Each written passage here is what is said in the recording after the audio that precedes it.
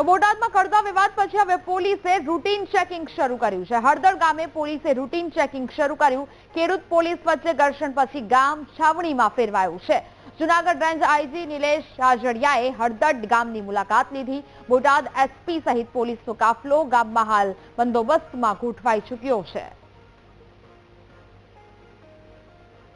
તો બોટાદમાં કડદા વિવાદ જે જોવા મળ્યો ને ત્યારબાદ હવે પોલીસે આ રૂટીન ચેકિંગ છે તે પણ શરૂ કર્યું છે। હળદર ગામ પોલીસ છાવણીમાં ફેરવાયું હોય તેવા દ્રશ્યો જોવા મળ્યા। બોટાદ એપીએમસીમાં કડદાને લઈ ખેડૂતો દ્વારા બોટાદના હળદર ગામે મહાપંચાયતનું આયોજન કરાયું હતું। હું દ્રશ્યમાં દેખાડીશ કે આ હળદર ગામનો જે બાપા સીતારામ ચોક છે અને અહીંયા જ તે ગઈકાલે સાંજના સમયે ખેડૂતો દ્વારા મહાપંચાયતનું આયોજન કરવામાં આવ્યું હતું। ત્યારબાદ જે આ મહાપંચાયતનું જે આયોજન હતું તે વગર મંજૂરીએ કરવામાં આવ્યું હતું, જેના કારણે મોટી સંખ્યામાં પોલીસ છે તે અહીંયા પહોંચી હતી અને સમજાવવાના પ્રયત્ન કર્યા છે। ત્યારબાદ આ લોકોના ટોળામાંથી કોઈ સામાજિક તત્વો દ્વારા પથ્થરમારો શરૂ કરવામાં આવ્યો હતો અને થોડી વાર માટે પોલીસને પણ ભાગવાનો વારો આવ્યો હતો। ત્યારબાદ મોટી સંખ્યામાં પોલીસ કાફલો પહોંચ્યો હતો, લાઠીચાર્જ હળવો કરવામાં આવ્યો હતો, સાથે સાથે ટીયર ગેસના સેલ પણ છોડવામાં આવ્યા હતા અને જે લોકોએ પથ્થરમારો કર્યો છે તેવા અનેક લોકોને પોલીસે અટકાયત કરી છે, કોમ્બિંગ પણ કરવામાં આવ્યું હતું। હાલ આ ગામની અંદર જે મામલો છે એ શાંત છે।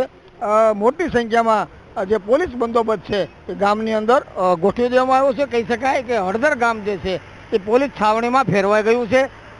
બંદોબસ્તની અંદર ડીવાયએસપી, એસપી, પીઆઈ, પીએસઆઈ સહિતનો મોટો એટલે કે ભાવનગર, અમરેલી અને બોટાદ આ ભાવનગર રેન્જના ત્રણેય જિલ્લામાંથી પોલીસ કાફલો પણ ગોઠવી દેવામાં આવ્યો છે। કંઈક ને કંઈક આ ગામના જે આગેવાનો છે તેઓનું પણ એવું કહેવાનું છે કે ભાઈ ખરેખર જે ગામના લોકો દ્વારા પથ્થરમારો કરવામાં નથી આવ્યો, અમુક અસામાજિક તત્વો દ્વારા આ ટોળામાંથી આ કાંકરી ચાલો એટલે કે પથ્થરમારો કરાયો હતો અને મામલો બીચક્યો હતો, જેના કારણે જે નિર્દોષ લોકોને પણ લઈ જવામાં આવ્યા છે, તેઓને છોડવામાં આવ્યા। પરંતુ હાલ સ્થિતિ છે એ કંટ્રોલમાં છે। મોટી સંખ્યામાં કોઈ અનિચ્છનીય ઘટના ફરીવાર ન ઘટે તેને લઈ ચુસ્ત પોલીસ બંદોબસ્ત ગોઠવી દેવામાં આવ્યો છે। Raju Baraiya, VTV news, Botad. હળદર ગામ માટે, બોટાદ જિલ્લા માટે આ એક દુઃખદ વાત છે કે ખેડૂત અને પ્રશાસન એટલે કે બોટાદ જિલ્લા પોલીસ જે ઘર્ષણ થયું છે, આ ઘર્ષણની અંદર એક વાત બહુ સમજવા જેવી છે કે હળદર ગામ છે 80 થી 90% આ ઘટનાથી અજાણ છે।